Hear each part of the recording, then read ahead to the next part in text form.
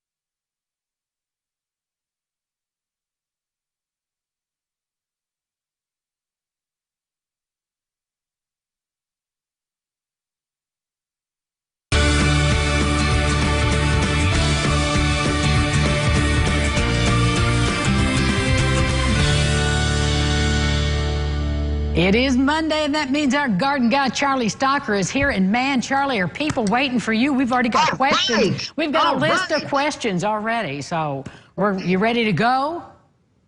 Ready to go. All right, here we go. Well, John called, and he says he has all kinds of grasses and weeds in his yard. What grass should he use to overseed so there'll only be one kind? Well, that won't take care of the situation, but here's the skinny on it. Right now, weeds are really receding. They're not aggressive like they are in the springtime. That includes your cool season and your warm season grasses along with your broadleaves. So now is the time to do your overseeding. And the grass seed that I recommend is any of the fine bladed fescues. And that would be a falcon fescue, but any of them, just make sure it's a fine bladed and not the old-fashioned Kentucky 31 because it has a broader leaf to it. And you want to overseed at a rate of about 5 pounds per 1,000 square foot. And any fine bladed fescue is what you want to do. Forget about the weeds for now. They're going to keep receding, and now is when you want to plant the grass. Okay, well, Sue called. She has two questions. First, she says moss is everywhere that grass should be. How can she get grass to grow, mostly under a tree? And she has black leaves on her crepe myrtle. What could she do to get rid of those aphids, maybe? What does she have on her crepe myrtle? Black spots, and she said they're aphids, I guess. What do you do to get rid of aphids?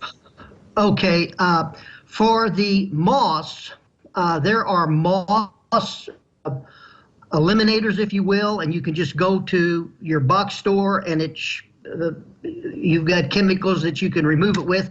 But I recommend just changing the pH and raising the pH to a higher than 7, and you do that with lime. So wherever you have moss and algae growing, it's because it's a heavily shaded area or it's acidic, so put lime down. Just sprinkle some lime over the moss, and a lot of times you'll get rid of it that way. And if you can introduce more sun into that area, you also will reduce the moss.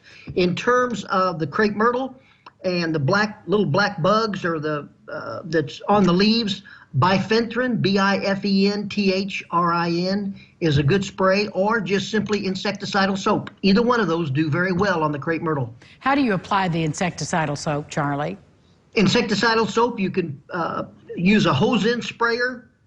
There's a number of them out in the market where you just put the full-strength insecticidal soap, which is totally organic, totally safe, and you can put it and you can dial it. There's a Gilmore dialer to maybe 2 ounces to the gallon, and simply spray it, and then it mixes with the water that comes through the hose, and it will spray the leaves and take care of the aphids very nicely. Well done. Okay, Willie called, and she wants to know, she has a tomato plant in a large pot on the patio, plenty of sun, but the leaves are small and curling, not falling off. What does she need to do? Okay, the question is, are they curling up or are they curling down? If they're curling up, which is generally the rule, it's environmental. It's from the tomatoes possibly being too moist, or a wind has kind of come across and caused them to curl up. One of those two things is generally the reason. It's environmental, and it really won't hurt the tomato plant. If it's curled down, it's probably a fungus, and it needs to be dealt with. But if you would go on Hey Garden Guy Charlie Stocker, let me know whether they're curling up or curling down. If they're curling up, I wouldn't worry about it. Okay, well, we'll be back, Charlie. Owen has a question for you, and Owen, we'll get to your question with Charlie right after this. Stay with us.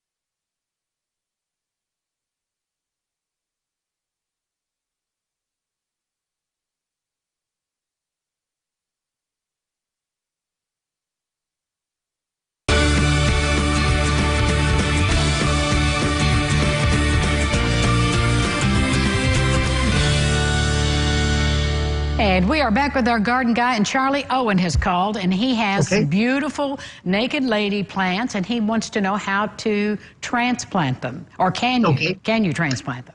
Now as the color recedes, you can trim the stem off all the way to the ground, or to however close you want, and then just simply dig them up. They're going to be anywhere from 4 to 5 inches deep, and you can dig them up and plant them anywhere you want.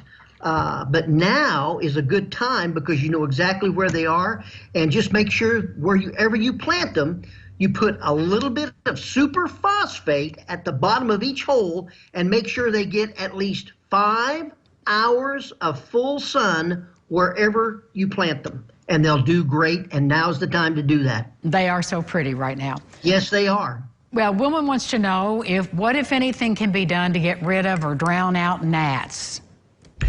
Malathion is good. Pyrethrum is probably better.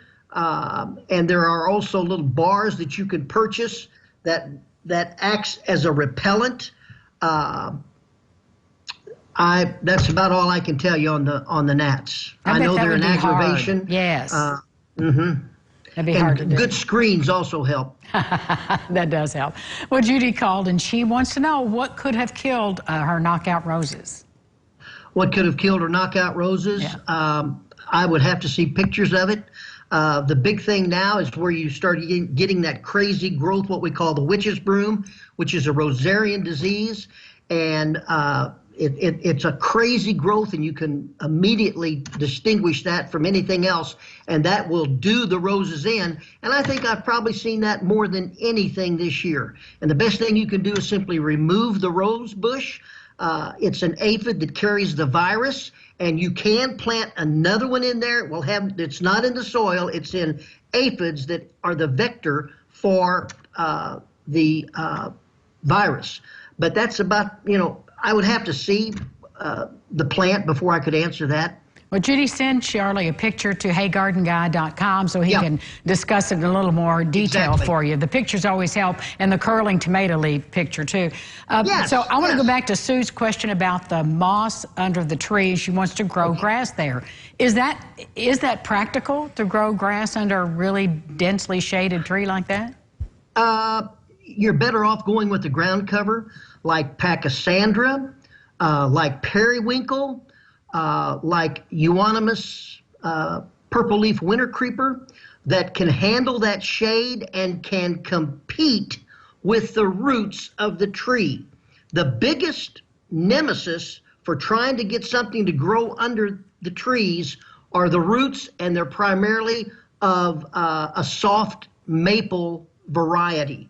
The soft maples have they're surface roots, and nothing can compete in terms of gathering the moisture and the nutrients from the soil if you have those shallow roots. So you can either build up the soil around those roots and put a box around them 3 to 4 inches and plant something in it, and it will be good for maybe 2 to 3 years. Then you'll have to do it again, or just simply mulch. Take this area where you can't grow grass and create some inviting serpentine type looks around the tree, and simply mulch it heavy. Mulch it with 2 to 3 inches and it's a break from the soil, but a break from the lawn, but you're not trying to grow grass or trying to push a hose uphill.